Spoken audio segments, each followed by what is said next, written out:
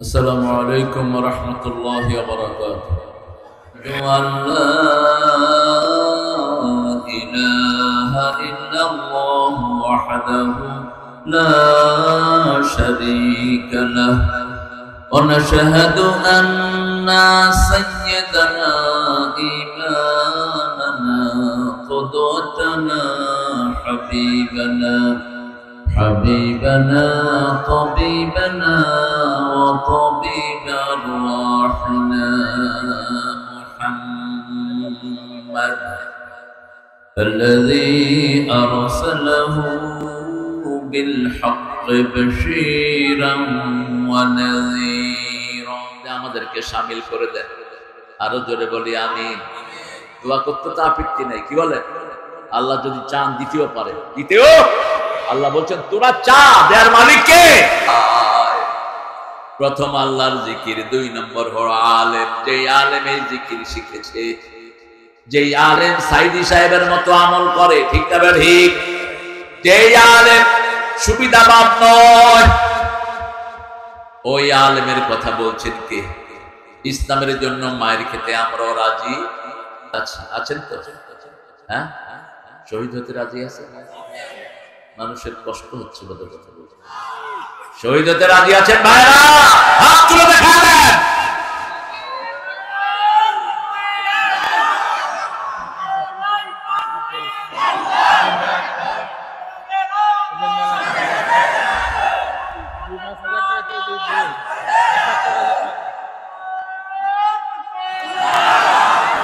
আলহামদুলিল্লাহ, আল্লাহ তোমাকে কবুল করুক।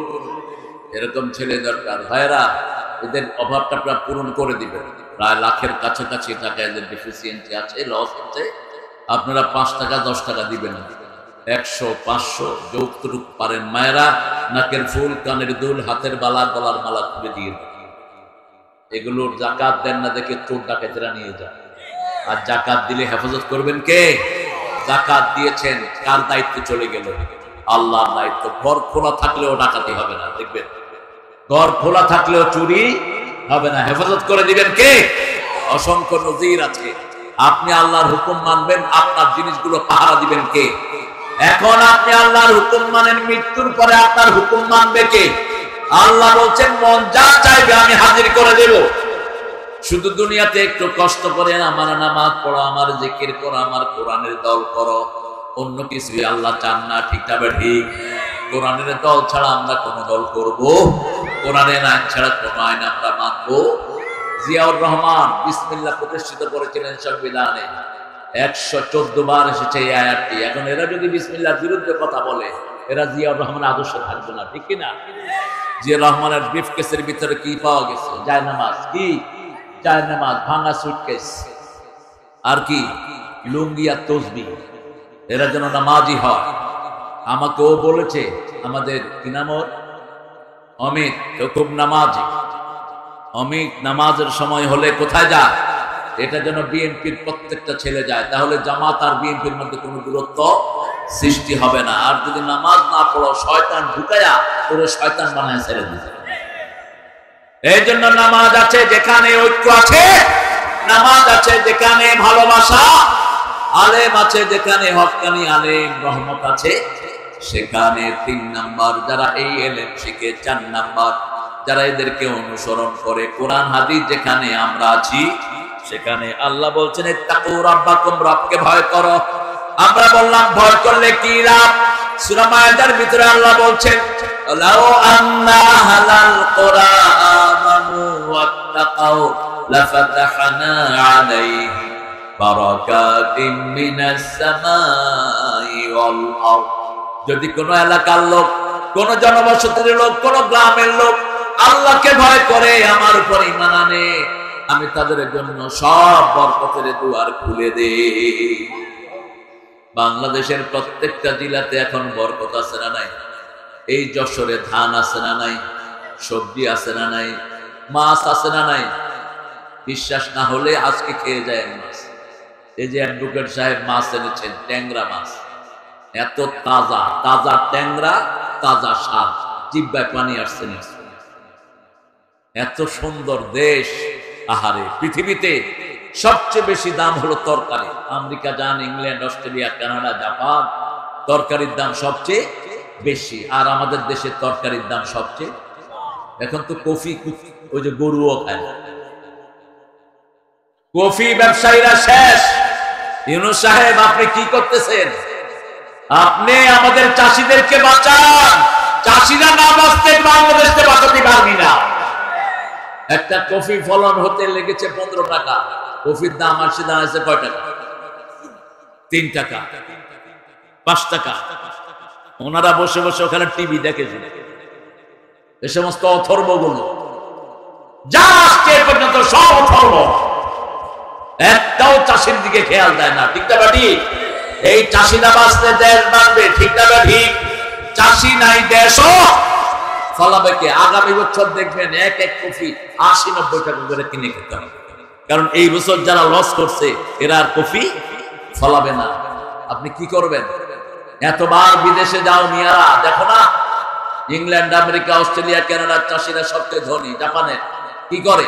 কৃষি অফিসাররা এসে জিজ্ঞেস করে, how much did you invest in your cultivation? তুমি তোমার এটা ফলাতে কত টাকা ইনভেস্ট করেছো? তিনি বলেন 10,000। লাস্টের পক্ষ থেকে তাকে 30,000 টাকা দিয়ে দেয়। বলছে এই তোমার টাকা, তোমার এই ফলনটা আমরা নিয়ে গেলাম। নিজের দায়িত্বে নিয়ে তারা একটা সুন্দর দামে সারা দেশে বিলি করে। ঠিক না ঠিক? প্রত্যেক থানাতে কৃষি অফিসার আছে না নাই? কি ঘোড়ার দিন খরচ করা বসে? হ্যাঁ, কি খায়? কি খায়? গু খায়। ঠিকই কইছে। ঘুষ আর গু তো একই জিনিস। কি খরচ বসে বসে কোনো কাজ নাই।